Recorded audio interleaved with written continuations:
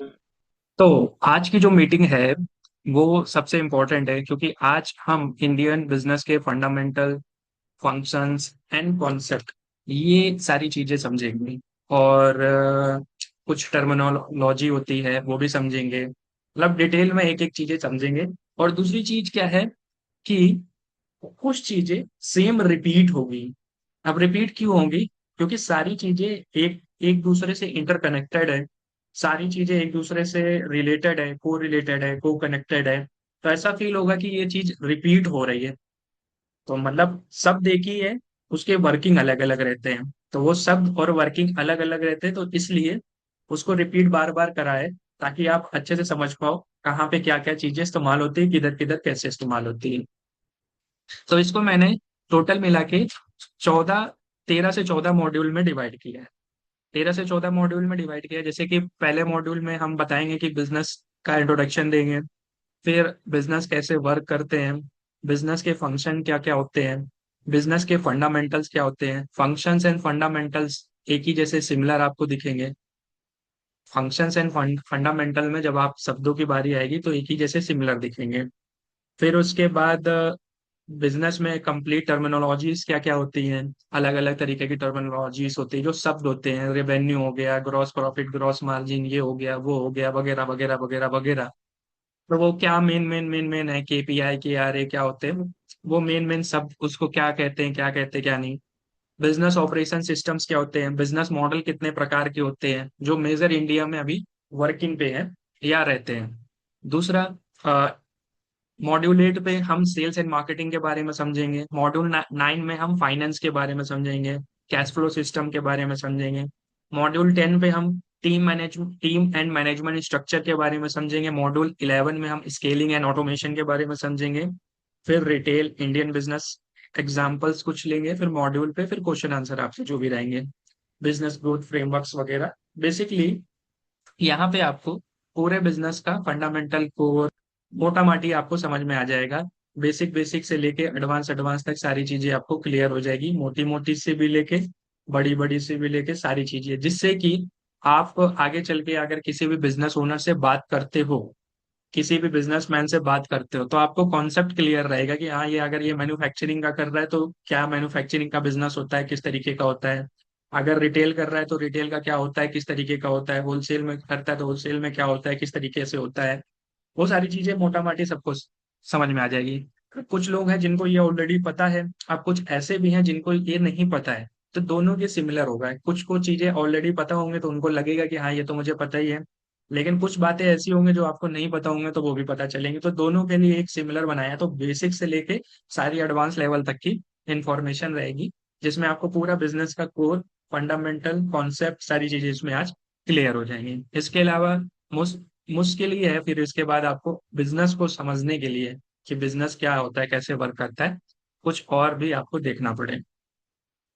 ठीक है, तो बढ़ते हैं आगे। तो सबसे पहले बात करते हैं हम बिजनेस होता क्या है।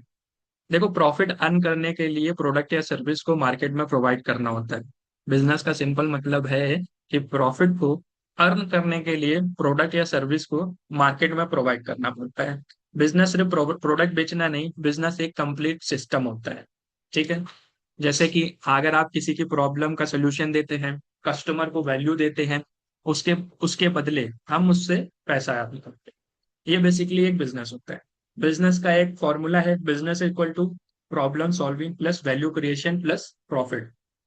अगर हम बिजनेस कर रहे हैं तो मार्केट में हम कोई प्रॉब्लम सॉल्व कर रहे हैं, साथ में उससे सामने वाले को क्या वैल्यू मिल रही है और उसका क्या फायदा हो रहा है। तो ये तीनों का जब कॉन्सेप्ट मिलता है तब एक एक्चुअल बिजनेस जो बनता है, जो प्रॉफिटेबली होता है, सस्टेनेबली होता है, ग्रो करता है। जो प्रॉफिटेबली सस्टेनेबली ग्रो करता है। तो ये बिजनेस बेसिकली एक डेफिनेशन हो गई बिजनेस की, कि बिजनेस होता क्या है, किस प्रकार का होता है, किस तरीके से होता है। तो भाई, मार्केट के जो प्रॉब्लम्स है उसका हम सोल्यूशन देते हैं, कस्टमर को वैल्यू देते हैं, उसके बदले में हम उससे पैसे लेते हैं या अर्निंग करते हैं। तो आप इस हिसाब से फिर हम एक बिजनेस स्टार्ट, ये हो गया बिजनेस का, ये समझ लो एक मीनिंग, या बिजनेस का एक समझ लो एक कोर हो गया कि बिजनेस क्या होता है। अब हम आगे बढ़ते हैं कि भाई बिजनेस तो हमने इधर समझ लिया, अब आगे हम बढ़े। तो अब यहाँ पे हमारे पास टाइप ऑफ बिजनेसेस। तो पहले दो तरीके के बिजनेस आप समझो। Type of business in India. तो सबसे पहला है मैन्युफैक्चरिंग बिजनेस, फिर दूसरा है ट्रेडिंग बिजनेस। तो मैन्युफैक्चरिंग बिजनेस क्या होता है कि हम रॉ मटेरियल को लेके आते हैं, उससे हम फाइनल प्रोडक्ट को कन्वर्ट करते हैं। पीछे से हमने रॉ मटेरियल खरीदा और उससे हमने फाइनल प्रोडक्ट को बनाया, वो हो गया मैन्युफैक्चरिंग। जैसे जैसे कि कुछ एग्जांपल मैंने लिख रखे हैं कि टेक्सटाइल फैक्ट्रीज हो गई, फर्नीचर मैन्युफैक्चरिंग हो गया, फूड फूड वगैरह हो गए। ये हमने आलू, रॉ मटेरियल आलू खरीदा, हमने चिप्स बनाने की मशीन लेके रखी थी फैक्ट्री में, चिप्स वहां पे आलू फैक्ट्री के अंदर मशीन में गए, वहां से चिप्स स्लाइसेस वगैरह कटे, बढ़िया गरम गरम किया और उसको पैक कर दिया। तो ये हो गया मैन्युफैक्चरिंग बिजनेस। या कुछ और भी रॉ मटेरियल में हमने लिया और फिर उससे मतलब रुई ली, या हमने थ्रेड लिया, फिर उससे कपड़ा बन गया। तो ये भी हो गया मैन्युफैक्चरिंग बिजनेस। तो अलग अलग तरीके के मैन्युफैक्चरिंग मिलता है, मतलब कि हमारे पास रॉ मटेरियल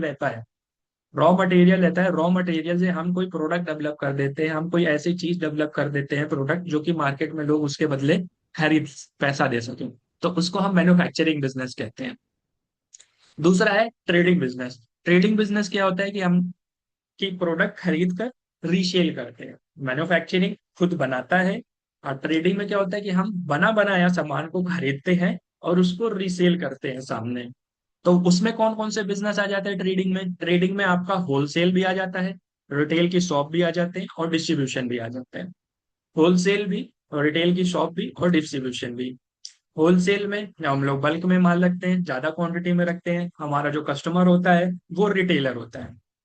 अब रिटेल में क्या है कि हमारा जो कस्टमर होता है वो डिसाइडर, बायर, इन्फ्लुएंसर, अलग अलग तरीके के लोग हो सकते हैं। डिस्ट्रीब्यूशन में भी हमारा रिटेल वाला रहता है। तो इस तरीके के हमारे ट्रेडिंग बिजनेस में आते हैं। ट्रेडिंग बिजनेस बेसिकली समझ लो, बहुत सारे कस्टमर आपके पास आते होंगे जो बोलते होंगे मैं ट्रेडिंग कर रहा हूँ। तो ट्रेडिंग का मतलब ही यही है कि वो या तो होलसेल में, या तो रिटेल में, या तो डिस्ट्रीब्यूशन में है।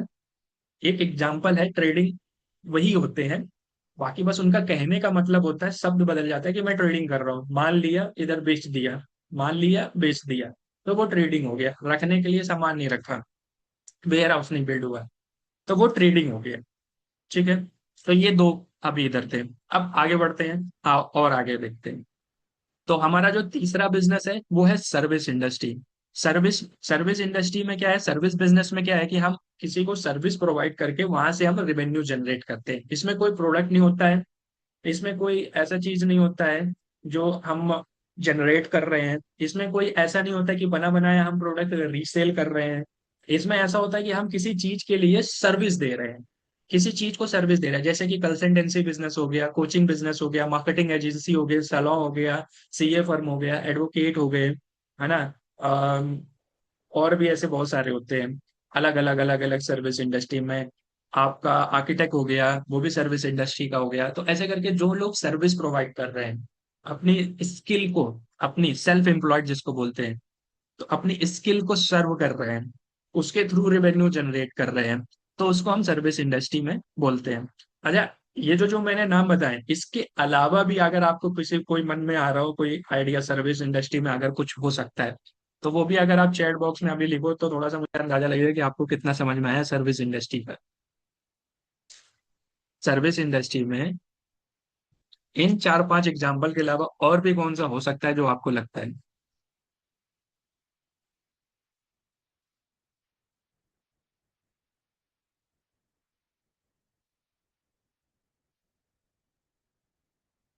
हाँ, लोन लोन वाला भी सर्विस इंडस्ट्री में आता है, बिल्कुल सही। इंश्योरेंस एडवाइजर, हाँ ये भी बिल्कुल आता है।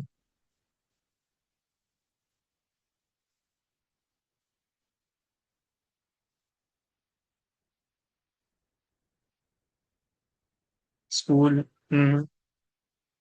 और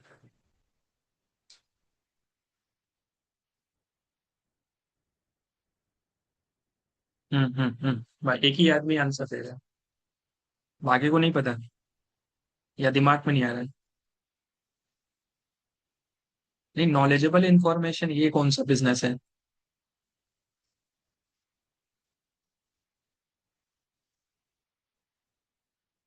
लगाइए भाई, दिमाग लगाइए। और सारे नोट्स उसके फोटो चाहिए इस मीटिंग के बाद, सबके। ध्यान रखना, नोट्स बनाना जरूरी है।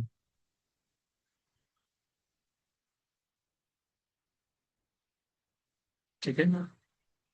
हाँ, ठीक है, ठीक है, लगभग लगभग लगभग सबको अंदाजा हो गया है कि सर्विस इंडस्ट्री में क्या क्या होता है। ठीक। अब दूसरा, चौथा बिजनेस आता है, हाइब्रिड बिजनेस। हाइब्रिड बिजनेस मतलब कि हम प्रोडक्ट भी बनाते हैं और सर्विस भी देते हैं। एक तो हो गया सिर्फ सर्विस का, और अब हो गया कि प्रोडक्ट भी हम बना रहे हैं और साथ में सर्विस भी दे रहे हैं। तो प्रोडक्ट और सर्विस में दो चार बिजनेस की एग्जांपल मैं बता रहा हूँ। जैसे कि स्मार्टफोन कंपनी हो गई, वो प्रोडक्ट भी डेवलप कर रही है, जैसे कि रियलमी का, आईफोन का, या जो भी है अलग अलग, एमआई का, अलग अलग कंपनीज है। अब वो क्या है कि प्रोडक्ट भी डेवलप कर रही हैं, साथ में सर्विस सेंटर्स भी उन्होंने ओपन कर रखे हैं अपने अपने। ईयरफोन हो गया, हेडफोन हो गया, इलेक्ट्रॉनिक्स गैजेट्स वगैरह जो ब्रांड होते हैं, वो प्रोडक्ट भी डेवलप कर रहे हैं और साथ में सर्विस भी दे रहे हैं। अब जैसे कि ऑटोमोबाइल्स हो गए, बाइक, कार, स्कूटी वगैरह वगैरह वगैरह वगैरह, वो प्रोडक्ट भी डेवलप कर रहे हैं और साथ ही साथ सर्विस भी दे रहे हैं। अब ऐसे ही एजुकेशन सेक्टर में हो गया, वो कोर्सेज भी डेवलप कर रहे हैं, साथ ही साथ सर्विस भी दे रहे हैं। चार तरीके के अभी मैंने बताया आपको। एक हो गया सिर्फ और सिर्फ प्रोडक्ट डेवलप करना। एक हो गया कि रॉ मटेरियल लेके आए, माल बेच दिया, तो वो हो गया मैन्युफैक्चरिंग। एक हो गया ट्रेडिंग बिजनेस, जिसमें हम बना बनाया माल लेके आए और मार्केट में बेच दिया। Influencer, decider buyer, decider buyer, purchaser जो भी है, उसको दे दिया। ये हो गया trading business. Wholesale, retail, distribution इसके अंदर ही आ जाते हैं। ट्रेडिंग ऊपर, फिर इसके अंदर एग्जाम्पल पे आ जाते हैं। फिर हो गया सर्विस बिजनेस, कि हम सिर्फ सर्विस दे रहे हैं, हमारे पास कोई प्रोडक्ट नहीं है, सर्विस के थ्रू हम रेवेन्यू जनरेट कर रहे हैं। फिर हो गया हाइब्रिड बिजनेस, की हम प्रोडक्ट भी डेवलप कर रहे हैं और सर्विस भी दे रहे हैं, दोनों है। अब आप बताओ दो तीन एग्जाम्पल जो हाइब्रिड बिजनेस के हैं। दो तीन एग्जाम्पल जो हाइब्रिड बिजनेस के आपको लग रहा है कि ये प्रोडक्ट भी बनाते हैं और सर्विस भी देते हैं, दोनों ही चीजों सेम रहती है। जैसे दो तीन मैंने बताया, अब आप बताओ दो तीन एग्जाम्पल।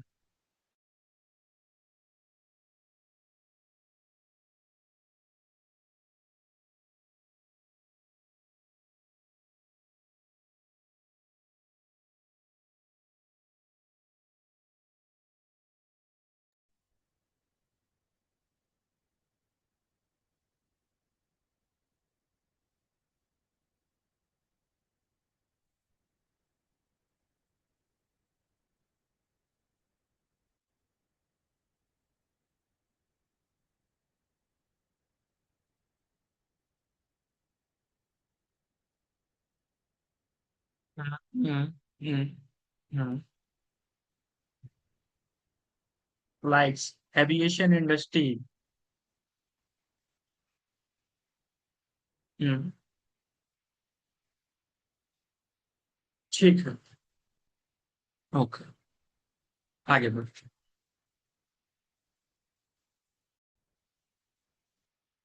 तो अब बेसिकली अब आगे बढ़ते हैं। अब बता, अब आप ये समझ लो बिजनेस इंडिया में, भारत में वर्क कैसे करते हैं। सबसे पहले कस्टमर की नीड समझी, उसके हिसाब से हमने प्रोडक्ट एंड सर्विस डेवलप करी।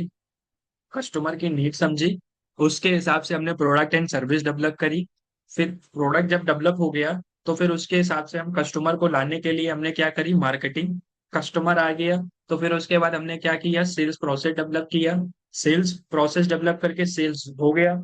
फिर उसके बाद अब उसको हमने माल डिलीवर किया, या तो हाथ के हाथ दिया या तो उसके घर में गया।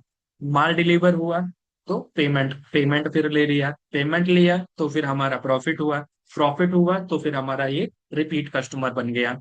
अब हम ये मैन्युफैक्चरिंग में है तो भी सेम ही रहेगा, हम रिटेल में है तो भी यही सेम रहेगा, हम होलसेल में है तो भी यही रहेगा, हम ट्रेडिंग बिजनेस में है, हाइब्रिड बिजनेस में है, किसी भी बिजनेस में है, सब में यही प्रोसेस रहेगा। सर्विस बिजनेस में भी यही सर्विस। सर्विस समझा, फिर कस्टमर को लाने के लिए मार्केटिंग करी, सेल्स करी, फिर उसको हमने सर्विस डिलीवर किया, सर्विस डिलीवर होते ही पेमेंट लिया, पेमेंट लेते ही फिर उसका हमें प्रॉफिट बना, फिर वो अच्छा सर्विस वगैरह लगा तो रिपीट कस्टमर बना। कपड़े की दुकान थी, हमने मार्केट में प्रॉब्लम कस्टमर की नीड समझी, उसी के हिसाब से हम कपड़े लेके आए। उस कपड़े की दुकान में कस्टमर को लाने के लिए मार्केटिंग करी, मार्केट कस्टमर आया, फिर उसके बाद मैंने उसको सेल किया।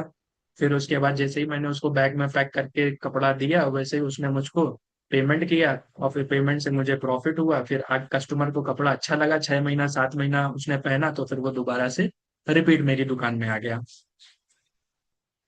ऐसे हर कोई बिजनेस है इसी 1 2 3 4 5 6 7 8, ये 8 वेरिएंट में आता है। तो अब जब हम बिजनेसमैन से बात करेंगे तो हमें पता होना चाहिए ये 8 ही मेजर जो साइकिल है वो उसके बिजनेस में होंगे। इन 8 ही साइकिल्स के अराउंड में उसको कहीं ना कहीं प्रॉब्लम होगी। वो मार्केटिंग में हो सकती है, सेल्स में हो सकती है, डिलीवरी में हो सकती है, पेमेंट कलेक्शन में हो सकती है, प्रॉफिट्स में हो सकती है, रिपीट कस्टमर में हो सकती है, प्रोडक्ट एंड सर्विस में हो सकती है। ये 8 ही सेगमेंट है जहां पे बिजनेस ओनर्स को प्रॉब्लम होगी। क्लियर है? अब आगे बढ़ते हैं।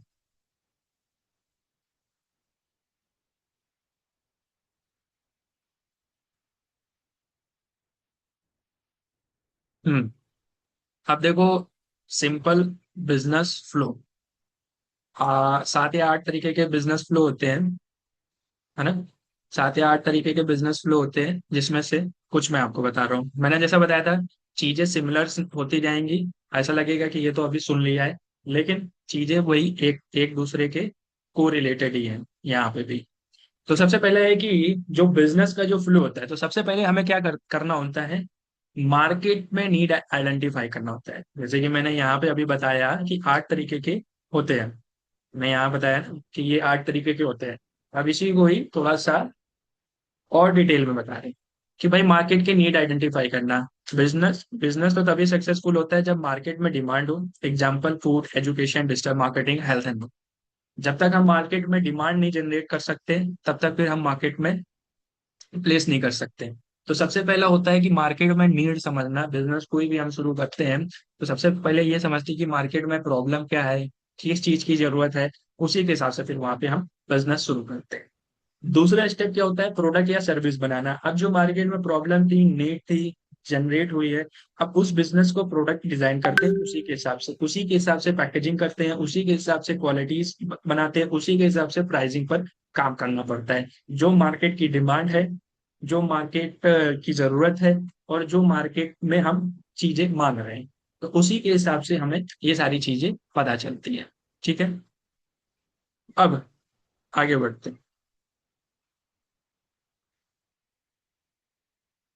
अब आगे बढ़ते हैं, तीसरा स्टेप क्या है कि हमें मार्केटिंग मार्केटिंग करनी होती है कस्टमर को लाने के लिए। मार्केट को बताना होता है आप क्या बेचते हो, क्यों बेटर हो, कस्टमर को क्या बेनिफिट मिले। मैंने XYZ बिजनेस शुरू किया, अब मैं औरों अब मैं मार्केट को बता रहा हूं कि मैं क्या बेच रहा हूं, है ना? मैं क्या बेच रहा हूं और औरों के मुकाबले क्यों बेटर हूं, और मेरे से सामान लेने का आपका क्या फायदा होगा। ये हो गई मार्केटिंग। मार्केटिंग हो गई कि मैं क्या बेचता हूं, औरों से क्यों बेटर हूं, और मुझसे सामान लेने का क्या फायदा होगा। ये हो गई मार्केटिंग। मार्केटिंग में और भी डिटेल में जाएंगे तो और भी बहुत सारी चीजें होती है, लेकिन अभी मैंने आपको सिर्फ बेसिक बताया है। बहुत सारी चीजें होती है, लेकिन अभी मैं बेसिक बता रहा हूँ ताकि आप अंडरस्टैंड कर सको मार्केटिंग क्या हो, ताकि कस्टमर को आप एग्जाम्पल के तौर पे ये 3 शब्द भी बता सको। सर, कस्टमर लाने के लिए आप क्या करते हो, ये मार्केटिंग के लिए क्या कर रहे हो, चीजें समझो, कॉन्सेप्ट पे जाओ आप। पहला स्टेप, प्रॉब्लम आइडेंटिफाई करी। दूसरा, प्रोडक्ट बनाया, प्रोडक्ट में उसी प्रॉब्लम के अनुसार प्रोडक्ट डेवलप हुआ, डिजाइन करी, पैकेजिंग करी, क्वालिटी करी, प्राइसिंग उसी के हिसाब से हमने डिसाइड किया।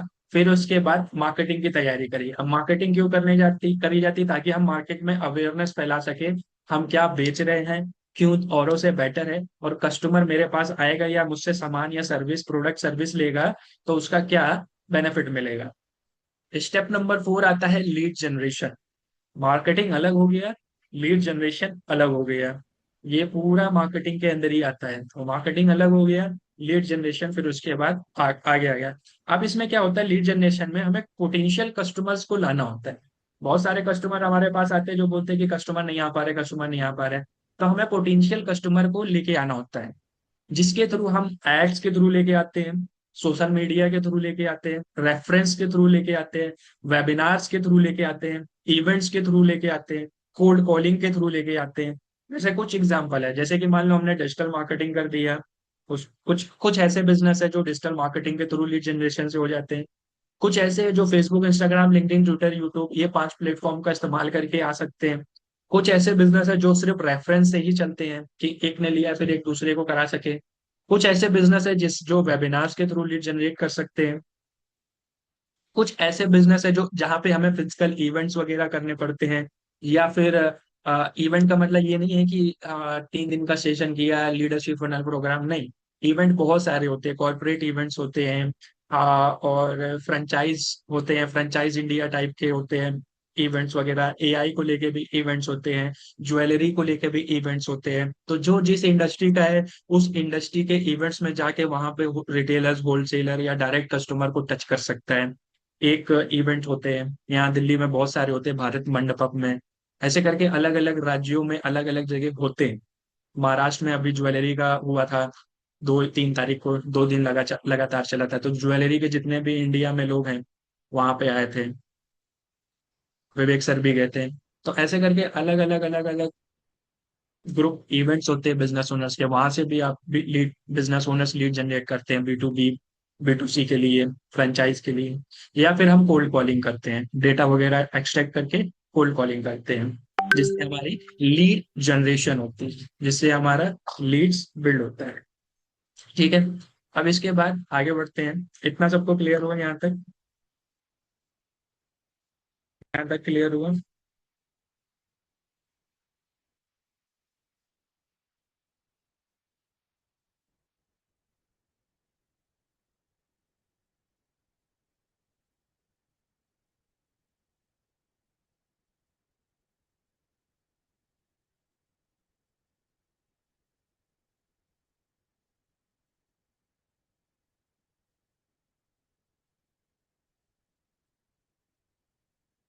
ठीक है, ठीक है, ठीक है।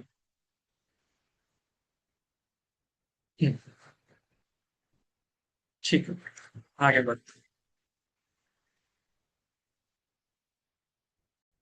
बहुत इंपॉर्टेंट चल रहे हैं टॉपिक, सब कुछ लिखते रहना, जो मिस होता जाए स्क्रीनशॉट लेते रहना, दोबारा रिपीट नहीं होगा।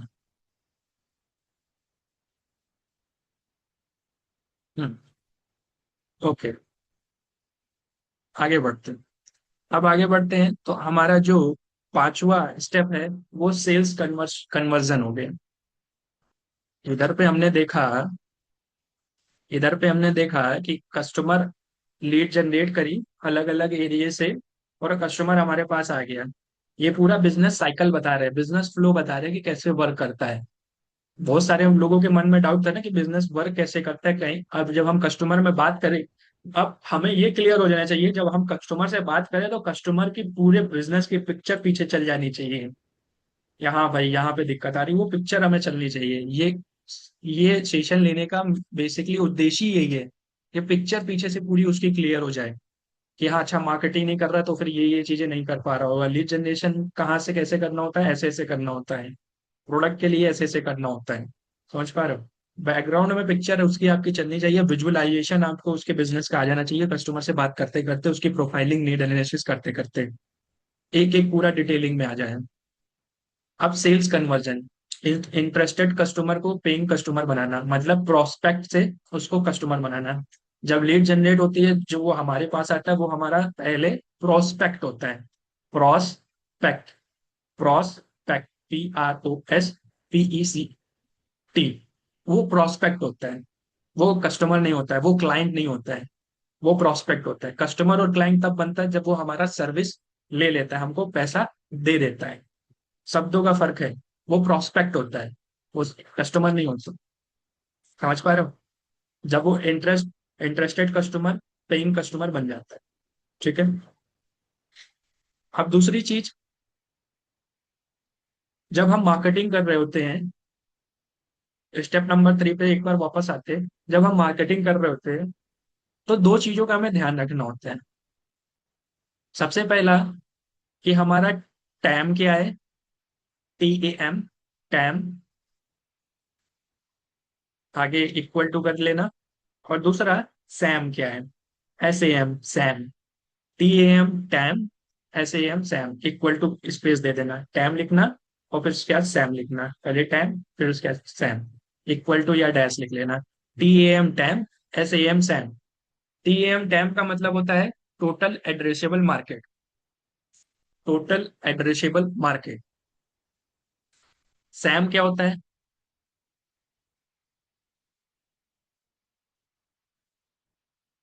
नहीं नहीं, सैम नहीं।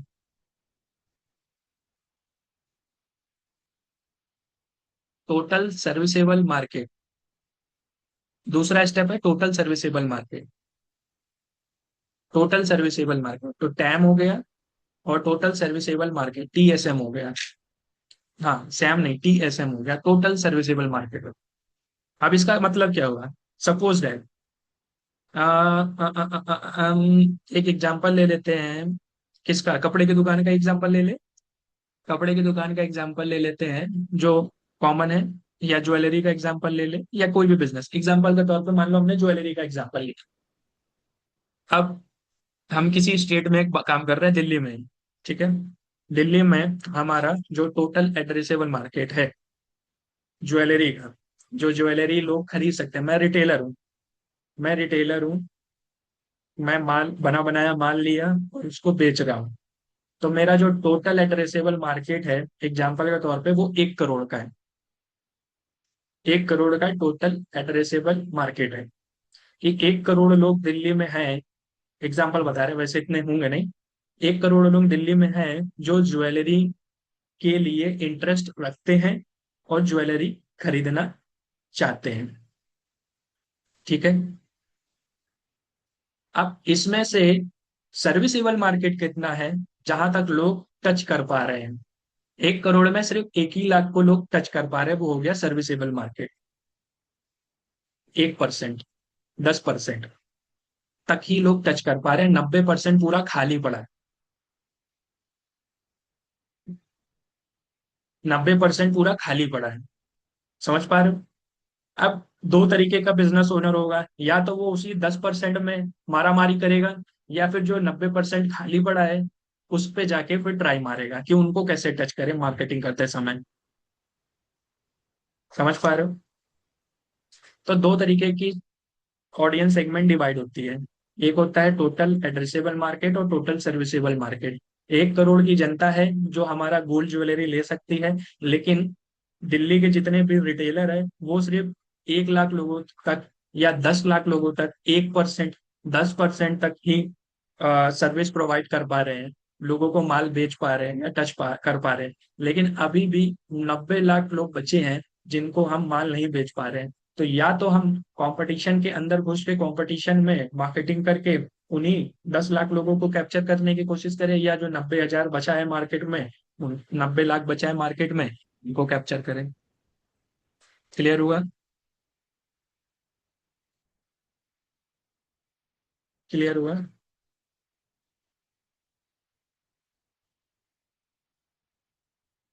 ठीक है।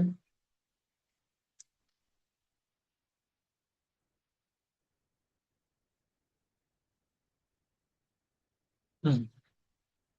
आगे बढ़ते हैं। हाँ, तो वापस से आते हैं सेल्स एंड कन्वर्जन में। वही फिर कस्टमर आया, सेल्स एंड कन्वर्जन वगैरह हुआ। फिर उसके बाद प्रोडक्ट एंड सर्विस डिलीवरी। अब उसको माल हमने बेच दिया, अब उससे हमने माल बेचा, कन्वर्जन हो गया, कस्टमर ने प्रॉमिस कर दिया। अब उसको हमने प्रोडक्ट दिया और डिलीवर कर दिया, कस्टमर को प्रॉमिस रिजल्ट डिलीवर किया, उसको हमने जिस लिए पैसा लिया था वो चीजें हमने उसको डिलीवर कर दिया। तो ये हो गया प्रोडक्ट एंड सर्विस की डिलीवरी करना। या तो अगर कोई सामान हम बना रहे हैं या रख रखा है तो उसको हमने दे दिया, या फिर जो सर्विस है उसको हमने डिलीवर कर दिया जो हमने उसको प्रॉमिस किया था, जिस लिए हमने उससे पैसा लिया था। फिर स्टेप नंबर 7 आता है कस्टमर सेटिस्फेक्शन। अगर कस्टमर हैप्पी है तो रिपीट परचेज करेगा, रेफरेंस देगा, ब्रांड प्रमोट करेगा। अगर कस्टमर सेटिस्फेक्शन नहीं है, 7 नंबर स्टेप इंडिया में हर कोई भूल जाता है करना।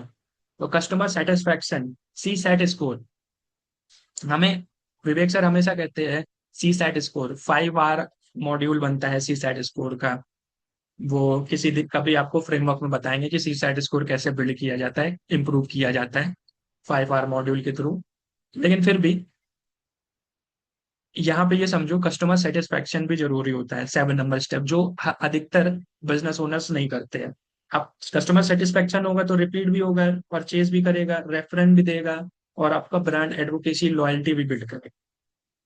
और 8 नंबर स्टेप है कि आपका प्रॉफिट एंड एक्सपेंशन।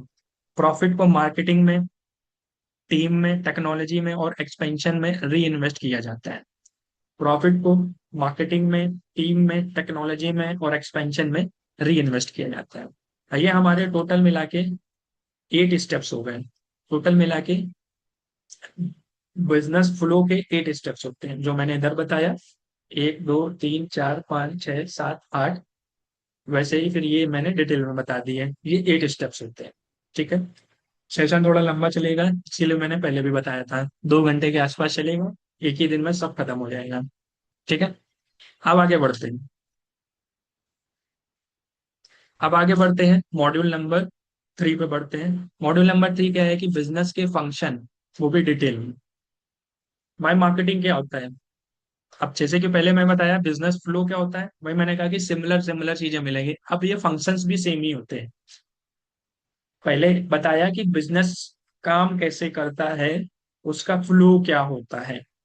अब बिजनेस के फंक्शंस क्या होते हैं, जो हम पढ़ाई में पढ़ते हैं, जो जिसको हम पढ़ाई में पढ़ते हैं, एमबीए में पढ़ते हैं, बीबीए में पढ़ते हैं, वो फंक्शंस क्या होते हैं, जो सिर्फ थ्योरेटिकल हम पढ़ते हैं, वो समझो।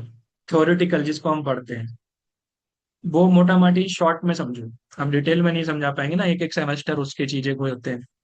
तो मार्केटिंग का जो फंक्शन है, मार्केटिंग भी एक फंक्शन होता है। मार्केटिंग का पर्पस क्या होता है, कस्टमर को अट्रैक्ट करना। मार्केटिंग एक फंक्शन है, इसका पर्पस क्या होता है, कस्टमर को अट्रैक्ट करना। अब मार्केटिंग के अंदर जैसे मैंने बताया था, खाली एक ही चीज नहीं होती है, बहुत सारी चीजें होती हैं, वो यहाँ पे सामने लिखा है। जैसे कि मार्केटिंग के अंदर क्या क्या चीजें हो जाती है, ब्रांडिंग हो जाती है, एडवर्टाइजमेंट हो जाती है, वो जो पेड मार्केटिंग करते हैं, सोशल मीडिया के थ्रू लीड जनरेशन हो गया, कैंपेन्स बिल्ड करना। कैंपेन मतलब सिर्फ ऑनलाइन कैंपेन नहीं, कैंपेन सभी को कहते हैं, बोर्डिंग लगाना, बोर्ड लगाना, कुछ भी अलग अलग तरीके के कैंपेन हम जनरेट करते हैं। कम्युनिटी बिल्ड करना, जैसे कि एग्जाम्पल के तौर पे सदगुरु हैं, उन्होंने एक कैंपेन बिल्ड किया है, सेफ सॉइल। वो भी एक तरीके का कैंपेन है, अवेयरनेस है, मार्केटिंग है वो भी,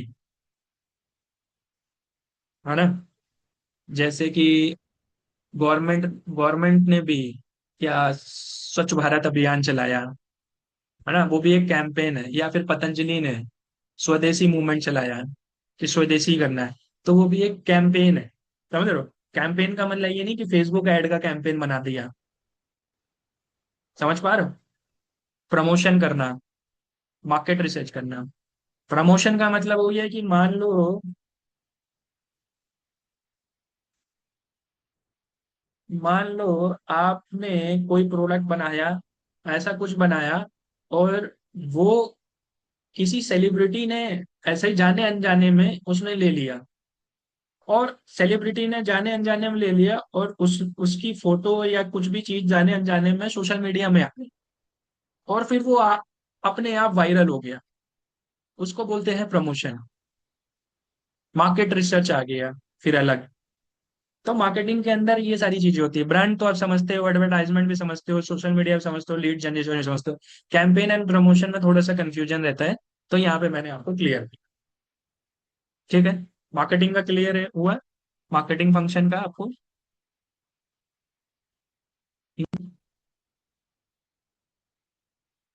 क्वेश्चन आंसर लास्ट में ले लेंगे।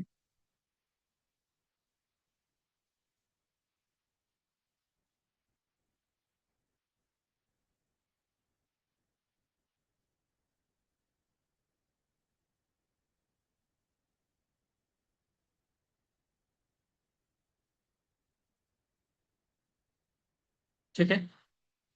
आगे बढ़ते हैं। हाँ। अब सेल्स फंक्शन, सेल्स जो होता है वो बेसिकली रिवेन्यू जनरेशन के लिए होता है।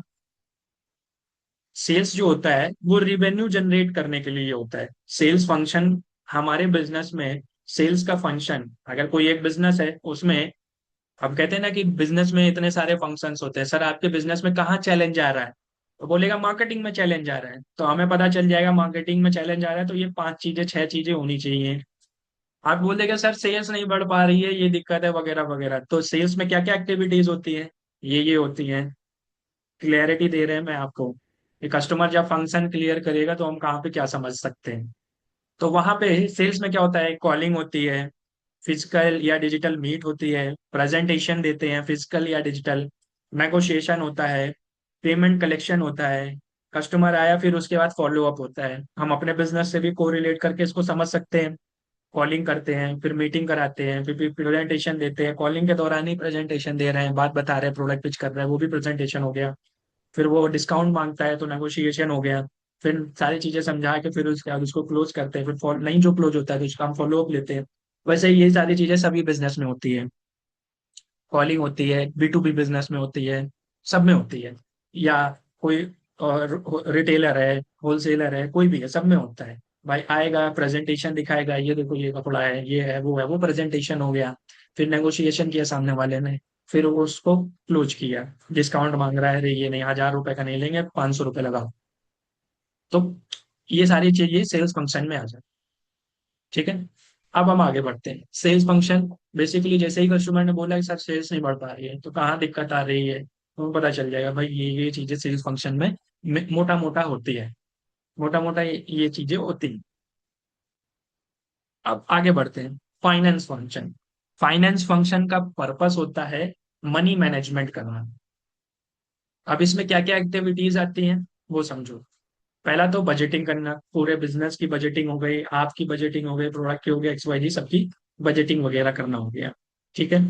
दूसरी एक्टिविटी एक्सपेंस को कंट्रोल करना, खर्चों को कंट्रोल करना। तीसरी प्रॉफिट को ट्रैक करना, प्रॉफिट को ट्रैकिंग करना। चौथा टैक्स प्लानिंग करना, टैक्स सेशन की प्लानिंग करना। CA चार्टर्ड अकाउंटेंट वगैरह को रख के आप टैक्स प्लानिंग कर सकते हो। कैश फ्लो मैनेज करना, निगेटिव कैश फ्लो है उसको हम पॉजिटिव करना। क्रेडिट में माल जा रहा है, एडवांस में जा रहा है, ये जा रहा है, 120 दिन का क्रेडिट है, ये है वो है, लोन हो गया, डेट हो गया, तो कैश फ्लो मैनेजमेंट में आ जाता है। जैसे ही कस्टमर बोले कि सर ये दिक्कत है वो दिक्कत है वगैरह वगैरह पैसों को लेके, तो हम बोलेंगे okay sir cash flow management की दिक्कत है आपको। समझ पा रहे हो। इन्वेस्टमेंट प्लानिंग्स, इन्वेस्टमेंट प्लानिंग्स जैसे मैंने कुछ लोगों के साथ इस बार DMT इन्वेस्टमेंट प्लानिंग्स करी है। कैश फ्लो मैनेजमेंट भी उसी उसी को ही कह देते हैं। ठीक है। ये हो गया फाइनेंस फंक्शन, ये हो गई फंक्शनिंग। अब इसके बाद आता है HR फंक्शन। एचआर फंक्शन में, एचआर फंक्शन में हम समझते हैं कि राइट पीपुल को हायर और मैनेज करना। HR का बिजनेस में फंक्शन कितने होते हैं वो समझो, कहाँ कहाँ होते हैं। छोटा बिजनेस है तो कितने फंक्शन होंगे, बड़ा बिजनेस है तो कितने फंक्शन होंगे, टोटल मिला के सारे जितने भी फंक्शंस होते हैं वो बताते हैं। फिर इसके बाद एक HR भी फंक्शन होता है बिजनेस में। HR का काम क्या होता है, HR फंक्शन का पर्पस क्या होता है कि राइट पीपल को हायर एंड मैनेज करना। HR का पर्पस ही होता है। इसमें क्या क्या एक्टिविटी होती है, रिक्रूटमेंट, लोगों को हायर करना, उनका इंटरव्यू लेना, इनके सारे चीजें। एम्प्लॉयज को, हायरिंग को रिक्रूटमेंट बोलते हैं। उनकी ट्रेनिंग करना, उनको सिखाना बताना कराना कैसे काम करना है, किस तरीके से करना है। सैलरीज की मैनेजमेंट वगैरह HR वाला ही संभालेगा, सैलरी लेना देना वगैरह वगैरह वगैरह। HR वाला ही रिक्रूटमेंट करेगा, HR वाला ही ट्रेनिंग करेगा। छोटे बिजनेस है तो हम खुद ही करते हैं, जब थोड़ा सा बड़ा हो जाता है तो HR का फंक्शन हमें डालना पड़ता है। समझ रहे हो। परफॉर्मेंस रिव्यू करना, छोटे बिजनेस में हम खुद ही करेंगे, उनके KPI के आर वगैरह वगैरह वगैरह बिल्ड करना। कल्चर बिल्डिंग करना, छोटे बिजनेस में हम ही करेंगे, बड़े बिजनेस में फिर HR फंक्शन हम बिल्ड कर देते हैं तो HR करेगा। HR का एक टीम मेंबर रख देंगे, फिर उसके बाद HR हेड रख देंगे, फिर HR के अंदर रख देंगे, फिर उसके बाद और भी लोग रख देंगे, फिर उसके अंदर ऐसे करके एचआर की टीम भी बन जाती है जो पूरे ऑर्गेनाइजेशन को मैनेज करेंगे, रिपोर्ट करेंगे। तो वहां पे ये रहता है। ठीक है। तो ये चार फंक्शन अभी मैंने आपको बताया। अब इसके बाद आगे बढ़ते हैं। Function number 5, operation. ऑपरेशन जिसका चैलेंज सभी बिजनेस ओनर्स को रहता है जो हमारे पास आते हैं। डेली बिजनेस चलाना, जैसे कि product delivery, inventory, process management and support. Product delivery करना, इन्वेंट्री मैनेज करना, प्रोसेस मैनेजमेंट मतलब फ्लोर वगैरह, या अगर दुकान है तो लोगों को मैनेज वगैरह करना, टीम मैनेजमेंट करना, और सपोर्ट वगैरह करना। 6 नंबर फंक्शन जो होता है वो कस्टमर सपोर्ट होता है। कस्टमर सामान ले लिया, सारी चीजें कर ली, उसके बाद सेटिस्फैक्शन मैनेजमेंट, कंप्लेंट हैंडलिंग करना, क्वेरी सपोर्ट करना, रिटेंशन करना, कस्टमर को वापस लेके आना अपनी दुकान में, B2B B2C जो भी रहता है, जो भी मैंने आपको बताया था उस बिजनेस के अकॉर्डिंग। ठीक है। और 7 नंबर है मैनेजमेंट। मैनेजमेंट मतलब कि आपको डायरेक्शन एंड डिसीजन लेने में मदद करता है। इसमें क्या रहता है, हम प्लानिंग करते हैं, ऑर्गेनाइजिंग करते हैं, लीडरशिप तैयार करते हैं, स्ट्रैटेजी डेवलप करते हैं। तो ये मैनेजमेंट हो गया। तो यहाँ पे हमारे बेसिकली ये सारे फंक्शंस हो गए। 8 7 8 तरीके के फंक्शंस होते हैं हमारे बिजनेस में।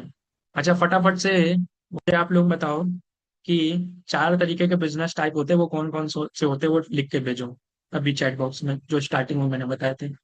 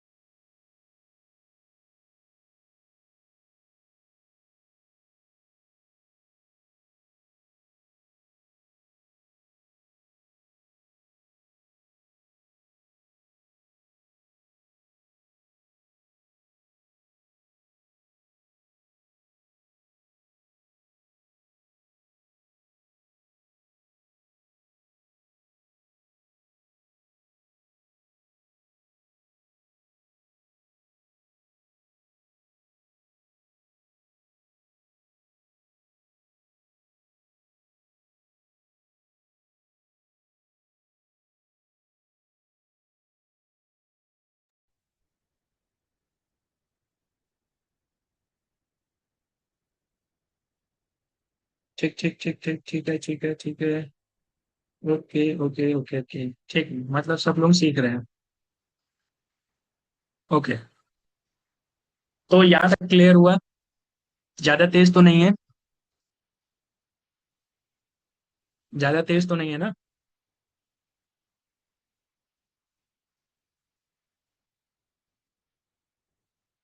क्लियर है?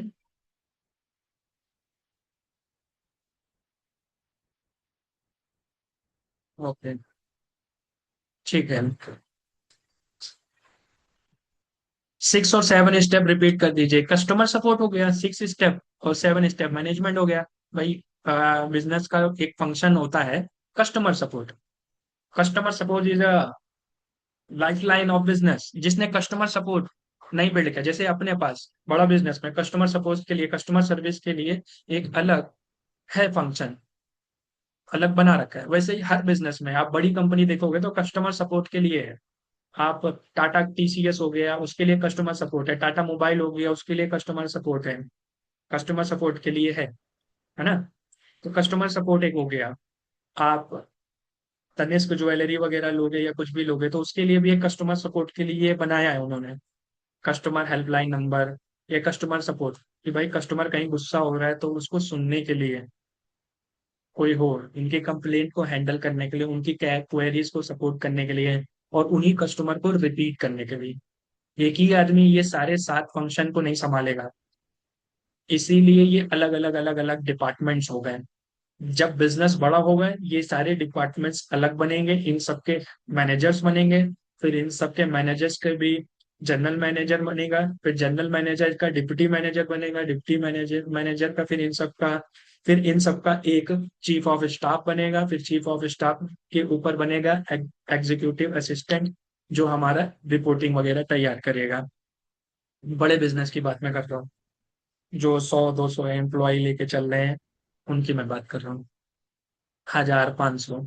छोटे छोटे जो 5-10 में है तो कुछ ही ये सारे फंक्शंस पे काम नहीं करेंगे, 1-2-3 पे करेंगे मेजर मेजर। फिर जैसे जैसे बड़े होंगे तो उनको एक फंक्शन बिल्ड करना होगा कि भाई अब कस्टमर सर्विस का फंक्शन आप बिल्ड करो, मैनेजमेंट का फंक्शन बिल्ड करो, ऑपरेशंस का फंक्शन बिल्ड करो।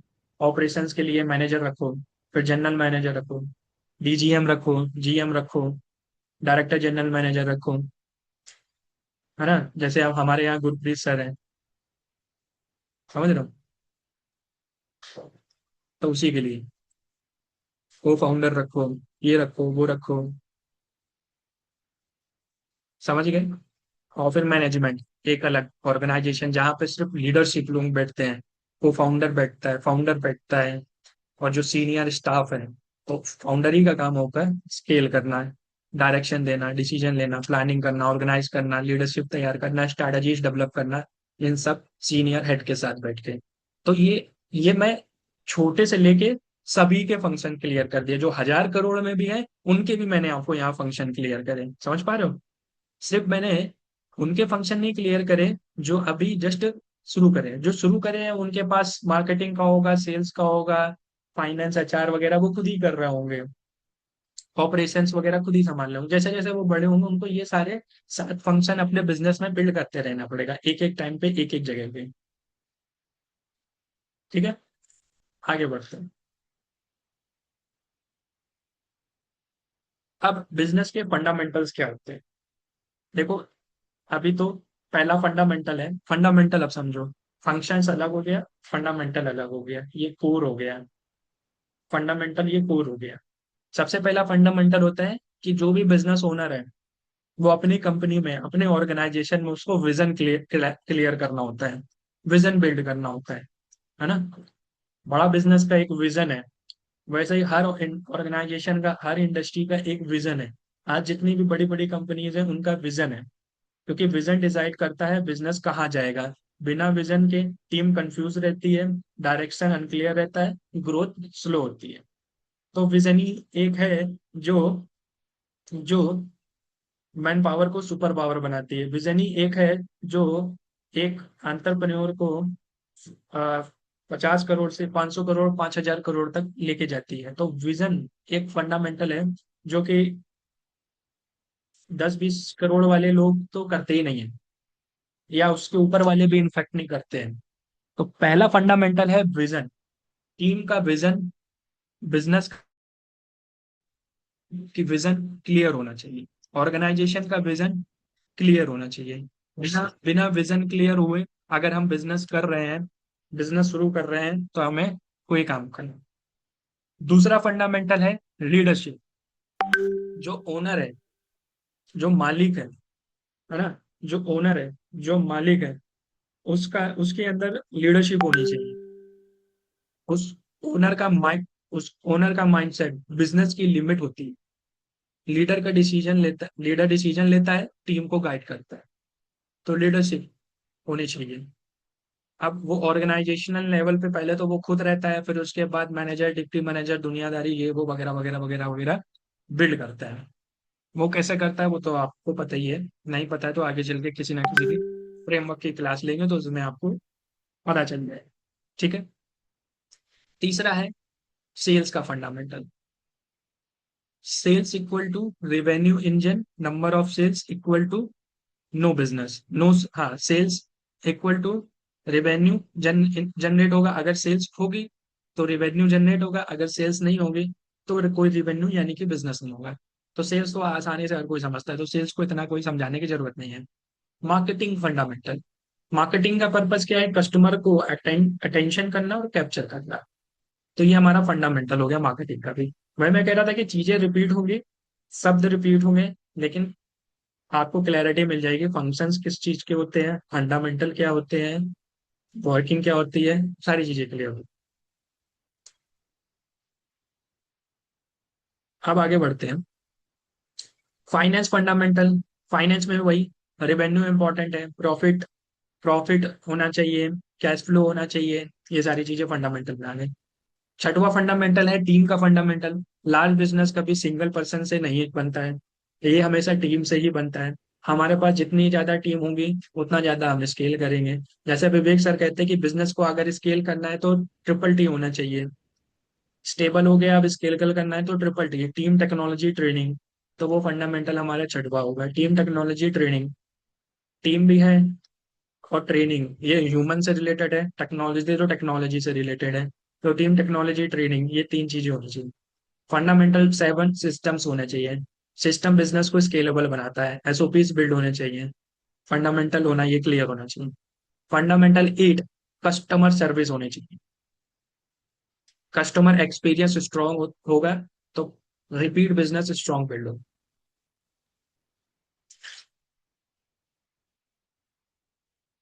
ठीक है।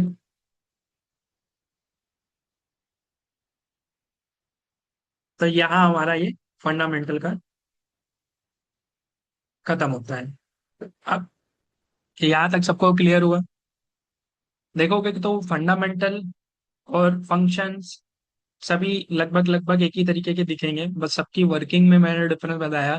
फंक्शंस में ये ऑर्गेनाइजेशन होने चाहिए। फंडामेंटल कोर बिल्ड करने के लिए होता है, भाई ये कोर कोर हमने टीम में बिल्ड करना है। फंक्शंस और ये चीजें होनी ही चाहिए। एक लेवल अप जब हम जाते जाएंगे तो वो ऑर्गेनाइजेशन में हम फंक्शन खोलते जाएंगे, बनाते जाएंगे, खोलते जाएंगे। ठीक है। और फ्लो मैंने बता दिया भी भाई, बिजनेस काम कैसे करता है, इस तरीके से करता है। फंक्शंस मैंने बता दिए कि एक एक लेवल पे जैसे जैसे बिजनेस ओनर टीम बढ़ता जाएगा, टर्नओवर बढ़ता जाएगा, वैसे वैसे उसको फंक्शन बनाने होंगे। और फंक्शन बनाने से पहले हमारा कोर जो है, फंडामेंटल है, वो हर डिपार्टमेंट का क्लियर होना चाहिए। वो ये फंडामेंटल हो गए एट। ठीक है। आगे बढ़ते हैं। आगे बढ़ते हैं, टर्मिनोलॉजी पे आते हैं, शब्द पे आते हैं। कुछ ऐसे टर्म्स होते हैं जो हमें कंफ्यूज करते हैं, सामने वाला कस्टमर बोल देता है तो कंफ्यूज हो जाते हैं, या हम कस्टमर को बोल देते हैं तो कस्टमर कंफ्यूज हो जाता है। जैसे कि रेवेन्यू। रेवेन्यू क्या होता है? टोटल इनकम जो जनरेट करते हैं। एग्जाम्पल, हमने 10 लाख रुपए की सेल हुई, इक्वल टू 10 लाख रुपए का रेवेन्यू, उसी को बोलते हैं रेवेन्यू। जितने की सेल हुई उसी को रेवेन्यू बोलते हैं, उसमें कुछ भी माइनस प्लस वो कुछ नहीं करते। ठीक है, तो वो हो गया रेवेन्यू। प्रॉफिट क्या होता है? रेवेन्यू और एक्सपेंस दोनों उसको माइनस कर देंगे, रेवेन्यू से एक्सपेंस माइनस कर देंगे, उसको प्रॉफिट बोलते हैं। रेवेन्यू से एक्सपेंसेस को माइनस कर देंगे, उसको प्रॉफिट बोलते हैं। ग्रॉस प्रॉफिट किसको बोलते हैं? डायरेक्ट कॉस्ट को रिमूव करने के बाद बचा हुआ अमाउंट ग्रॉस प्रॉफिट होता है। डायरेक्ट कॉस्ट को रिमूव करने के बाद बचा हुआ अमाउंट हमारा ग्रॉस प्रॉफिट कराता है। नेट प्रॉफिट एग्जैक्ट, ये जो प्रोडक्ट है कितने का पड़ा, 10 रुपए का पड़ा, तो सभी एक्सपेंशंस को रिमूव करने के बाद एक्चुअल अर्निंग कितनी हुई, इतने का पड़ा, एक्चुअल अर्निंग इतनी हुई, तो वो हो गया नेट प्रॉफिट। 10 रुपए का प्रोडक्ट था, 20 रुपए का माल बिका, सारा कुछ खत्म करने के बाद, एक्सपेंस वगैरह ग्रॉस प्रॉफिट वगैरह खत्म करने के बाद 2 रुपए का मेरा नेट प्रॉफिट हुआ। 2 रुपए का मेरा नेट प्रॉफिट हुआ। ठीक है। फिर इसके बाद क्या आता है? इबिट्टा। आपने आपने सुना होगा, उसमें शार्क टैंक इंडिया में इबिट्टा, वो क्या होता है? फिर इसके बाद वो आता है। फिर इसके बाद आपने सुना होगा पैट, प्रॉफिट आफ्टर टैक्स, इसके बाद वो आता है। तो वो थोड़ा सा और ज्यादा जाता है, हम इसको बेसिक में इधर ही पे निपटा सकते हैं। Revenue, profit, gross profit, net profit. ठीक है। हाँ, क्या? कंपाउंड एनुअल ग्रोथ रेशियो, वो कैगार होता है। वो एक अलग चीज है कि हम हर साल कैलकुलेट करते हैं कि कितने एनुअल ग्रोथ से हम ग्रो कर रहे हैं, वो CAGR होता है। आगे बढ़ते हैं। Cash flow. बिजनेस में पैसा आना और जाना, उसको हम कैश फ्लो बोलते हैं। बिजनेस में पैसा आया और पैसा गया, माल दिया पैसा आया, माल खरीदा पैसा गया, माल दिया पैसा आया, पीछे से माल खरीदा पैसा गया, आया गया आया गया आया गया, उसको हम कैश फ्लो कहते हैं। कैश फ्लो सर निगेटिव है, कैश फ्लो सर पॉजिटिव है, सर क्रेडिट में वगैरह वगैरह, वो कैश फ्लो होगा। ROI, रिटर्न ऑन इन्वेस्टमेंट, कितना पैसा लगाया और कितना उसमें रिटर्न मिला। 1 लाख रुपए लगाया, 10 लाख रुपए का रिटर्न मिला, मतलब कि 9 लाख रुपए का ROI हो गया। Leeds, interested customer. लीड्स का मतलब इंटरेस्टेड कस्टमर, जो कस्टमर आया मार्केटिंग वगैरह करने के बाद, या कुछ कैंपेन वगैरह डिजाइन करने के बाद, या कुछ भी करने के बाद, वो लीड्स कहलाता है। कन्वर्जन, कस्टमर, लीड को कस्टमर बनाना, प्रोस्पेक्ट को कस्टमर बनाना, मतलब कि माल बेच दिया हमने, तो वो कन्वर्जन कहलाता है।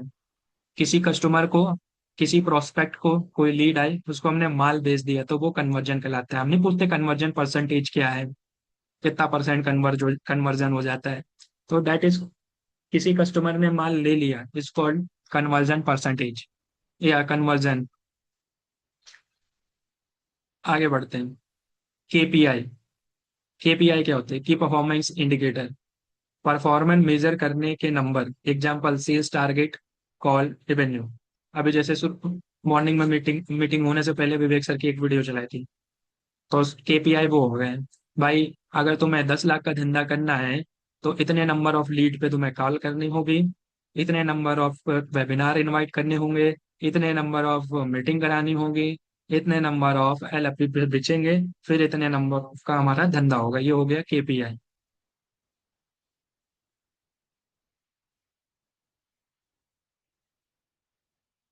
CRM, customer relationship management system, data और फॉलोअप सॉफ्टवेयर को हम CRM कहते हैं। डेटा मैनेजमेंट, कस्टमर आया, उसका नेम वेम हम उसमें फीड वगैरह करते हैं, और उस कस्टमर चला गया या 2 साल बाद आया, तो भी हमने उसका नंबर डाला, तो कस्टमर की सारी डिटेल आ गई कि लास्ट प्रोडक्ट 2 साल पहले क्या खरीदा था क्या नहीं, वो CRM सॉफ्टवेयर में आ जाता है, कस्टमर रिलेशनशिप मैनेजमेंट। या हमारे पास 5,000 का डेटा पड़ा है, तो CRM सॉफ्टवेयर के थ्रू हम उनको रीटच कर सकते हैं, ऑफरिंग वगैरह देके, तो वो CRM। ब्रांडिंग, मार्केट में परसेप्शन बनाना, कि हम किस लिए जाने जा रहे हैं और किस लिए माने जा रहे हैं, उसको बोलते हैं ब्रांडिंग। ठीक है, ये हो गया हमारा ब्रांडिंग। आगे बढ़ते हैं। पोजिशनिंग, मार्केट में यूनिक इमेज क्रिएट करना, बोलते हैं पोजिशनिंग। पोजिशनिंग क्या होता है? कि मार्केट में हमने यूनिक इमेज क्रिएट करी, उसको हम पोजिशनिंग बोलते हैं। तो यहाँ पे हमने पोजिशनिंग समझा। SOP, स्टैंडर्ड ऑपरेटिंग प्रोसेस है, step by step process build करना। कोई भी सिस्टम्स के एक मैनुअल हो जाए, एक रिटर्न में कोई गाइडेंस हो जाए कि आपको डेली बेसिस में ये 4 ही काम करने हैं। पहला काम ये, दूसरा ये, तीसरा ये, चौथा ये, पांचवा ये, और इस काम को कैसे करना है? पहले काम को इस तरीके से करना है, ऐसे करना है, दूसरे काम को इस तरीके से करना है, ऐसे करना है, तीसरे काम को इस तरीके से करना है, ऐसे करना है। वो सारा रिटर्न फॉर्म में और वीडियो फॉर्म में सामने वाले को मिल जाए, वो हो गया SOP। अब बार बार आपको ना रिपीट करना है, बार बार ना वहां पे क्या बोलते हैं, करेक्शन करने पड़ेगी। SOP बनाने के लिए 12 स्टेप होते हैं, तो 12 स्टेप पे SOP बनती है। एक एग्जांपल मैंने आपको बता दिया है। तो 12 स्टेप जब हम क्लियर करेंगे, तो उसकी हमारी वहां से फिर हमारी SOP बिल्ड होती है। तो इन्वॉल्वमेंट को खत्म करने के लिए SOP होती है। इन्वेंट्री, स्टॉक मैनेजमेंट, कितना सामान पड़ा है, कितना नहीं पड़ा है, कितना जा रहा है, कितना खत्म हो गया, कितना डेड स्टॉक है, कितना डेड स्टॉक है, कितना नहीं है, तो वो हो गया हमारा इन्वेंट्री। स्टॉक मैनेजमेंट इन्वेंट्री को बोलते हैं। ठीक है। एसेट, एसेट क्या है? वैल्यूएबल चीजें like machinery, office, brand, software, ये हमारे एसेट हो गए। ये एसेट हो गए जो हमें पैसा लाके देंगे, पैसा बनाएंगे, तो ये एसेट होगा। एसेट शब्द शब्द समझो, टर्मिनोलॉजी जो हम शब्दों का इस्तेमाल करते हैं, उसका मतलब क्या होता है, यहाँ से पता चला। फिर लायबिलिटी, बिजनेस के ऑब्लिगेशन या डेट। भाई बोलता है कस्टमर की मेरे ऊपर लायबिलिटी है, तो वो लायबिलिटी मतलब उसका खर्चा, एक्सपेंस कहाँ कहाँ जा रहा है फालतू का, हो गई लायबिलिटी। इक्विटी, ओनर की ओनरशिप वैल्यू कितने परसेंटेज की है, वो इक्विटी कहलाता है अपनी कंपनी में। स्केलेबिलिटी, लार्ज लेवल पर ग्रो करने की कैपेबिलिटी, उसको स्केलेबिलिटी टर्मिनोलॉजी है, उसका मतलब है कि लार्ज लेवल पर हम ग्रो कर सके, उसकी कैपेसिटी, कैपेबिलिटी होनी चाहिए हमारे। ऑटोमेशन, ऑटोमेशन शब्द का हम इस्तेमाल करते हैं तो उसका मतलब क्या होता है? टेक्नोलॉजी की हेल्प से ऑटोमेटिक प्रोसेस चले, ऑटोमेटिक बिजनेस चले, ऑटोमेटिक सिस्टम्स बिल्ड हो, तो वो हो गया ऑटोमेशन शब्द। ठीक है, तो यहाँ पे ऑटोमेशन टर्मिनोलॉजी होगी। फिर उसके बाद कंपनी कैसे यहाँ तक हमारी टर्मिनोलॉजी थी। यहाँ तक हमें क्लियर हो गया टर्मिनोलॉजी, बेसिक बेसिक जहाँ जहाँ हमें इस्तेमाल होती है। क्लियर है?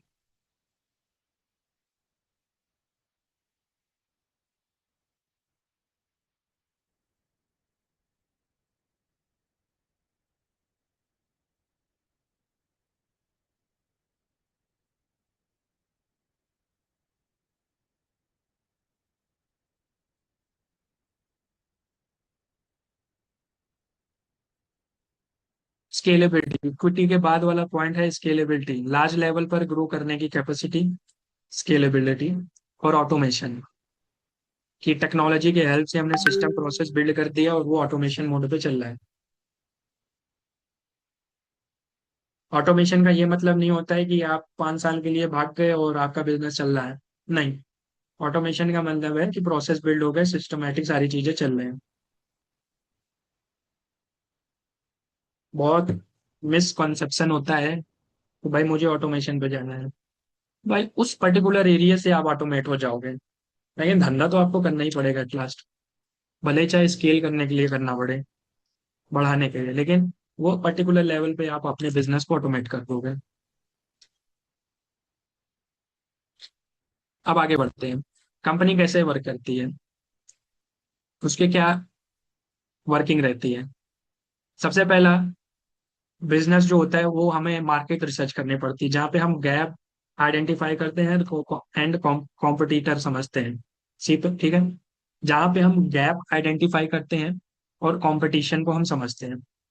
दूसरा है प्रोडक्ट डिलीवरी करते हैं हम, तो यूजफुल एंड प्रॉफिटेबल हम प्रोडक्ट को डिलीवर करते हैं। तीसरा, हम ब्रांडिंग करते हैं, जो हमारा फर्स्ट इंप्रेशन कहलाता है कस्टमर के लिए। चौथा, हम कैंपेन डिजाइन करते हैं जिससे कस्टमर अट्रैक्ट होते हैं। पांचवा, हम सेल्स फनल रेडी करते हैं, लीड जनरेशन से लेके क्लोजिंग तक का प्रोसेस। कस्टमर आया, आने के बाद कॉल स्क्रिप्ट कैसे होगी, किस तरीके से होगी, और उसको हम क्लोज कैसे करेंगे। छठा, payment collection, revenue collection, payment, पैसा आप लेना है किस तरीके से लेना है, कैश लेना है, वो लेना है ऑटोमेशन के थ्रू लेना है, रेजर पे के थ्रू लेना है, कैसे लेना है, वो सिस्टम बिल्ड किया। Seven, execution, delivery and operation, execution कर दिया हमने। आठवां, retention, feedback and loyalty, retention के लिए वही कस्टमर सर्विस वगैरह बिल्ड करी, जहाँ पे हमने फीडबैक्स लिया, चीजें जो इंप्रूव करी, निगेटिव आए तो वहां पे इंप्रूवमेंट करी, एंड लॉयलिटी बिल्ड करी। ये 8 चीजें हैं जिससे बड़ी कॉरपोरेट कंपनीज चलती हैं, या छोटे भी बिजनेस ओनर्स बड़े बन सकते हैं, ये 8 चीजें अगर उन्होंने डेवलप कर ली अपने बिजनेस में तो। इसके बारे में पहले हमने समझ ही लिया है, तो वही रिलेटेड ही बनेगी आपको। ठीक है, क्लियर है? अब आगे बढ़ते हैं। अब बात करते हैं बिजनेस मॉडल कितने प्रकार के होते हैं। तो 1, 2, 3, 4, 5 प्रकार के अभी मैंने आपको यहाँ पे बिजनेस मॉडल दिखाए। सबसे पहला है B2B बिजनेस मॉडल। B2B मतलब business to business. Example, software company, agency, जो डायरेक्ट बिजनेस से बिजनेस पे डील करती है, उनका कस्टमर ही बिजनेस ओनर होता है। B2B, उनका कस्टमर सीधे बिजनेस ओनर होता है, क्योंकि उसके बाद वो अपने कस्टमर के कस्टमर को आगे सर्व कर रहे होंगे। तो वो B2B बिजनेस कहलाता है, बिजनेस टू बिजनेस। मेरा एक बिजनेस है और हम बिजनेसमैन को ही माल बेच रहे हैं। एग्जाम्पल के तौर पे सॉफ्टवेयर, सॉफ्टवेयर कंपनी, एजेंसी, बाकी आप लोग बताओगे और कौन कौन से B2B बिजनेस में आते हैं।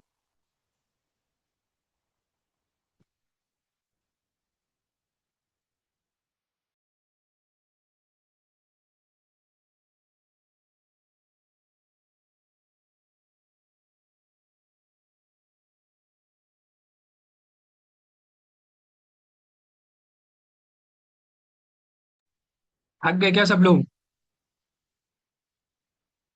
हाँ, बोला था मैंने 2 घंटे कम से कम चलेगा।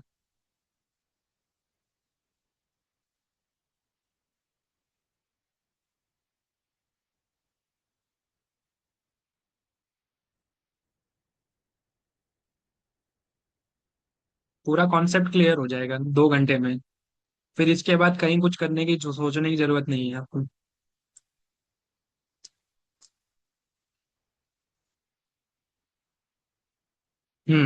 ठीक। या मीटिंग को रोक के कल कंटिन्यू करें?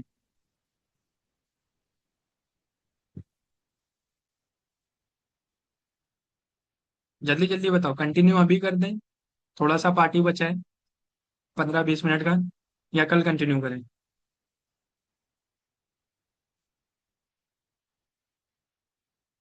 Continue, continue, continue, continue. Continue के वोट ज्यादा है, ममता मैम आप लीव कर सकते हो।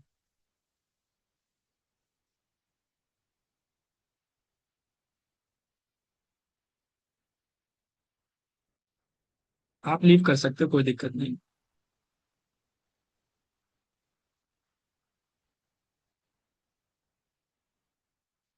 आप थक गए होगे।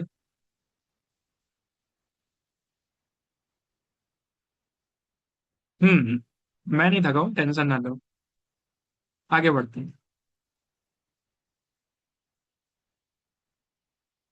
ये रहा B2B।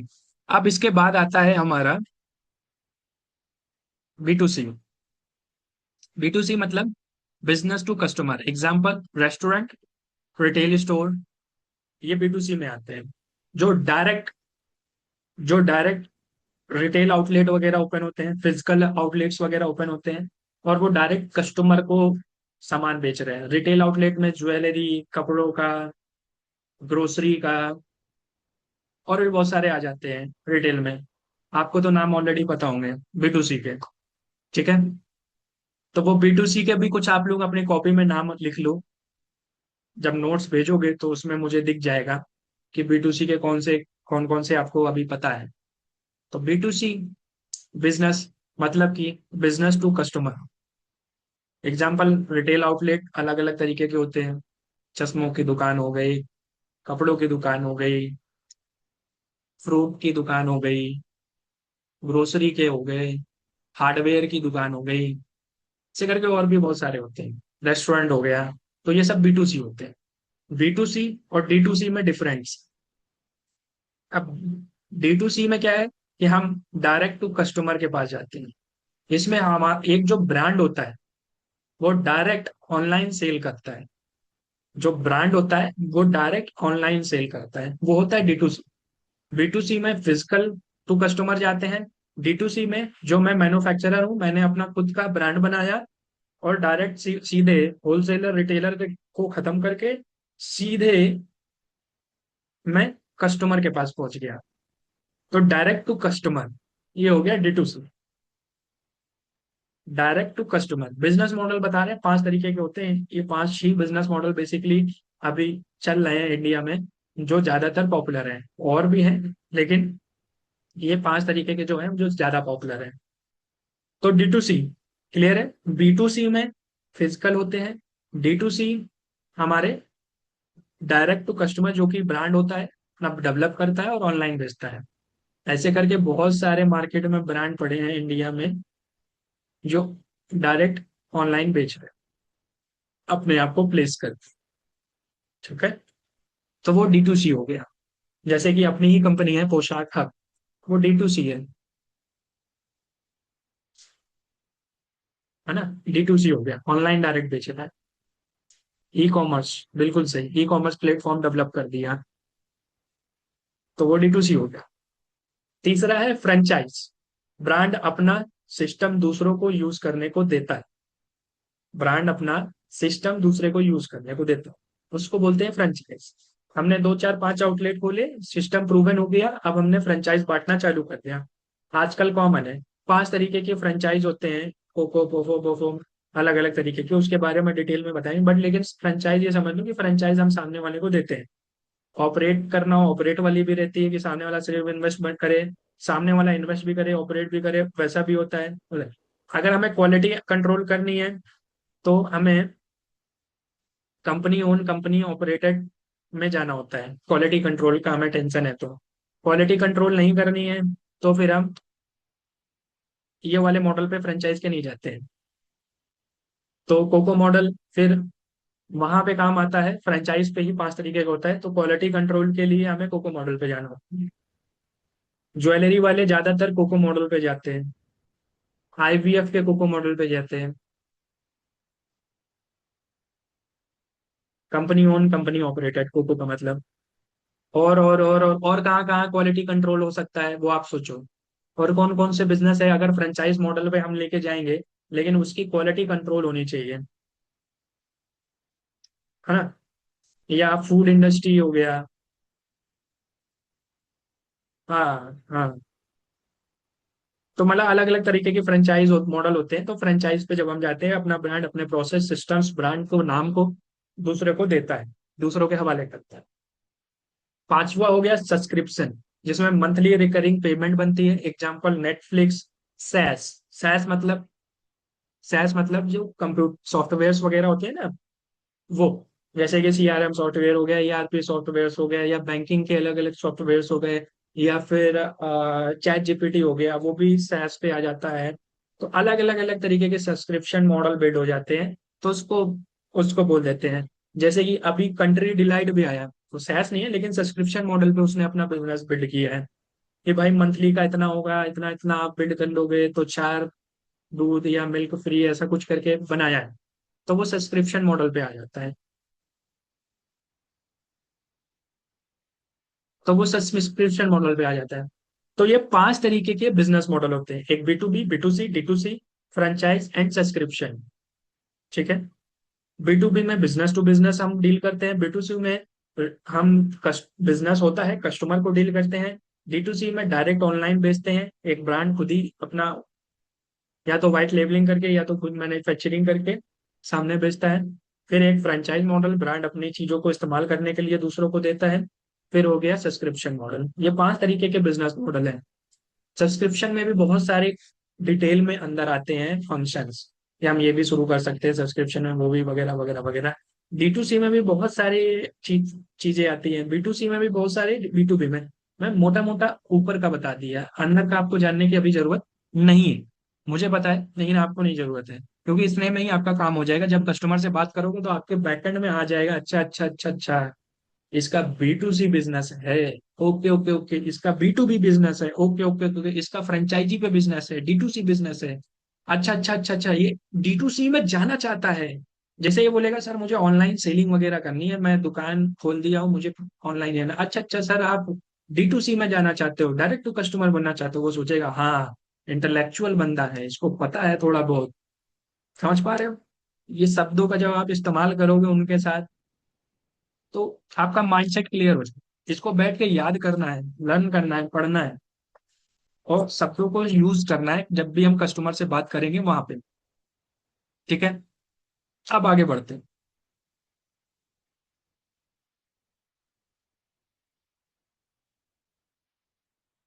हाँ, सेल्स एंड मार्केटिंग सिस्टम्स के बारे में पढ़ते हैं, मॉड्यूल 8 एंड मॉड्यूल 9 पे आ गए। Sales and marketing. Sales funnel working करता है, awareness, interest, consideration, decision and return. ये हो गया सेल्स फनल। सेल्स फनल कैसे काम करता है, अवेयर किया हमने, बात करके उसको प्रोडक्ट के बारे में एक्सप्लेन किया, उसका इंटरेस्ट जगा, उसको हमने उसको उसको कंसीडरेशन दिलाया, उसको डिसीजन लिया, पेमेंट करा दिया, अब उसको वापस से रिपीट कराया, ये पूरा सेल्स का फनल हो गया। अगर कस्टमर बोले कि मुझे सेल्स टीम बिल्ड करनी है, तो उसको सेल्स फनल इस तरीके से रेडी करना हो। अब सेल्स टीम का स्ट्रक्चर क्या होता है वो ये समझ, ये देखो यहाँ पे लिखा है। Lead lead generation executive, sales executive, sales manager, closure manager, success manager. ये जब बड़ी टीम होगी तो लीड जनरेशन वाला अलग डिपार्टमेंट होगा, सेल्स एग्जीक्यूटिव जो कॉल उठा रहा है, बात कर रहा है छोटा मोटा, फिर इसके ऊपर सेल्स मैनेजर होगा जो इसकी क्लोजर में मदद करेगा, फिर इसके ऊपर एक क्लोजर मैनेजर होगा जो पेमेंट निकालने में मदद करेगा, फिर उसके बाद ग्रोथ को लेके, स्ट्रैटेजी को लेके जीएम या डीजीएम वगैरह रहते हैं, वो आपको गाइड करते हैं। ये मैंने पूरा बेसिक से लेके वो बता दी। मार्केटिंग का फॉर्मूला क्या होता है? Attention plus trust plus offer plus follow up equal to sales. Attention लिया, उसने इंक्वायरी किया, उसका हमने बात ट्रस्ट बिल्ड किया, उसको हमने ऑफरिंग करी, उसको हमने फॉलोअप वगैरह किया और पेमेंट उठा लिया। चैनल कहाँ से बनते हैं? Online, Facebook ad, YouTube, Instagram, WhatsApp वगैरह वगैरह। ऑफलाइन, इवेंट्स या रेफरल से। मार्केटिंग हम कहाँ से बिल्ड कर सकते हैं? ये सेल्स एंड मार्केटिंग का सिस्टम होता है। सेल्स एंड मार्केटिंग का ये दो सिस्टम है, इसके अलावा तीसरा कुछ है ही नहीं। ठीक है, आगे बढ़ते हैं। फाइनेंस एंड स्केलिंग सिस्टम क्या होता है? फाइनेंस के रूल क्या है? Separate personal and business accountant. पहला, पर्सनल अपना अलग और बिजनेस अकाउंटेंट अलग। दूसरा, दूसरा डेली कैश फ्लो ट्रैकिंग होने चाहिए बिजनेस में। तीसरा, मेंटेन स्ट्रिक्ट बजट। चौथा, इमरजेंसी फंड। ये चार चीजें बिजनेस में होनी, ये हम अपने बिजनेस में भी अप्लाई कर सकते हैं। जब कस्टमर बात कर रहा होगा तो ये चार चीजें उसकी हमें पता भी हो जाती है, या ये कहीं ना कहीं इन चार चीजों में वो मात खा रहा होता है। फिर स्केलिंग के strong product, predictable sale, forecasting वगैरह कि अगले 3 महीने बाद मान लो दिवाली आ रही है, तो दिवाली में कितनी ज्वेलरी की सेल हो जाएगी, कितना बिल्ड होगा, कितना होगा। 1 करोड़ का माल अगर बिकना है, हमने 1 करोड़ 20 लाख का बना दिया, खरीद लिया, तो 20 लाख का नुकसान। 1 करोड़ का माल बिकना है लेकिन हमने 80 लाख का ही खरीदा, तो भी 20 लाख का नुकसान।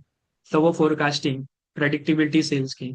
Strong team, SOPs and system, automation, expansion, ये स्केलिंग के स्टेप्स हैं। जब कस्टमर से हम स्केल की बात करेंगे तो ये इनमें से कुछ ना कुछ चीजें हैं जो हम उसको बताएंगे, या फिर जो वो है जहाँ पे उसकी कमियां होंगी। इस वजह से स्केल नहीं कर पा रहे हैं तो एसओपी मिस हो सकता है, सिस्टम मिस होता है, ऑटोमेशन होगा, एक्सपेंशन की स्ट्रैटेजी क्लियर नहीं होंगी, स्ट्रॉन्ग टीम नहीं होंगी, प्रेडिक्टेबल सेल्स नहीं होगी क्योंकि डेटा ही नहीं देखता है, स्ट्रॉन्ग प्रोडक्ट नहीं होगा, तो वहां पे वो दिक्कत कर रहा होगा। समझ पा रहे हो? या फिर वो बताएगा कि यहाँ पे इन चीजों को लेकर। अब आगे बढ़ते हैं। भारत में बिजनेस फेल क्यों होते हैं? क्योंकि कोई प्लानिंग नहीं होती है, कोई सिस्टम नहीं होता है, इमोशनल डिसीजन लेते हैं, पुअर फाइनेंस होता है, लैक ऑफ मार्केटिंग होता है, वीक लीडरशिप, नो कल्चर, ये मेन मेजर कारण होते हैं। ग्रोथ के 5 फ्रेमवर्क है, 5 पिलर है। Product, marketing, sales, operation and leadership. Right product plus marketing plus sales plus team plus system plus leadership equal to scale हो गया बिजनेस। ये हो गया मेजर, है ना? ये हो गया मेजर।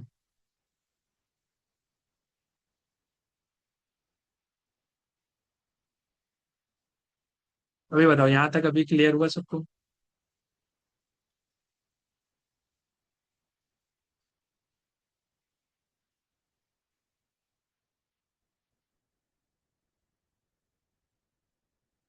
यहाँ तक क्लियर हो गया?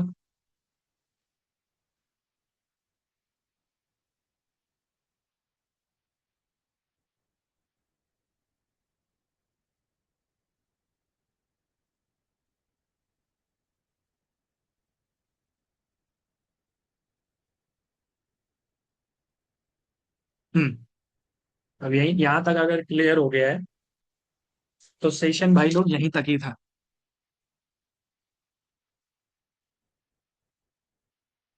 अब इसमें मैंने सारी चीजें आपको बता दी। अब इसमें ऐसा कुछ भी नहीं रह गया जो आपको बिजनेस के बारे में समझना पड़े, बिजनेस के कोर को पढ़ना पढ़ना पड़े, बिजनेस के फंडामेंटल्स को समझना पड़े, वो सारी चीजों को लेकर इसके अंदर ही सारा कुछ आपका कवर हो जाएगा।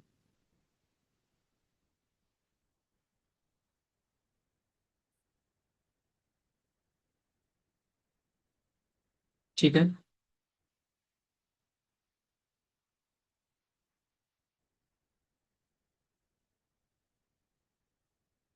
क्लियर तो है पर स्पीड से नोट्स बनाने से ज्यादा क्लियर, नोट बनाने से ज्यादा क्लियर होगा।